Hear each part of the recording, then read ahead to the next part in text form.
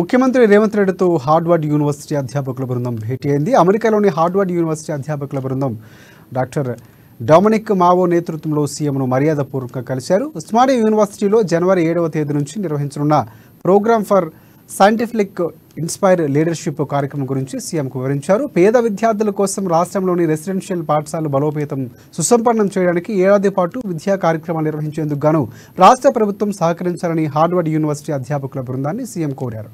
జనవరి 7వ తేదీ నుంచి 12వ తేదీ వరకు ఉస్మానియా యూనివర్సిటీలో తెలంగాణ పాఠశాల విద్యాశాఖ సహకారంతో హార్వర్డ్ యూనివర్సిటీ అధ్యాపకుల బృందం 40 ప్రభుత్వ పాఠశాలలోని 100 మంది 10 నుంచి 12వ తరగతి విద్యార్థులకు 33 జిల్లాల నుంచి ఉన్నత పాఠశాల ఆంగ్ల ఉపాధ్యాయులకు 5 రోజుల పాటు సైంటిఫిక్ ఇన్స్పైర్ లీడర్షిప్ శిక్షణ కార్యక్రమం నిర్వహించున్నారని అధ్యాపకులు ముఖ్యమంత్రికి వివరించారు. ఇక విద్యాశాఖ ముఖ్య కార్యదర్శి బుర్రా వెంకటేశం ఈ కార్యక్రమం గురించి వివరాలు ముఖ్యమంత్రికి తెలియజేశారు.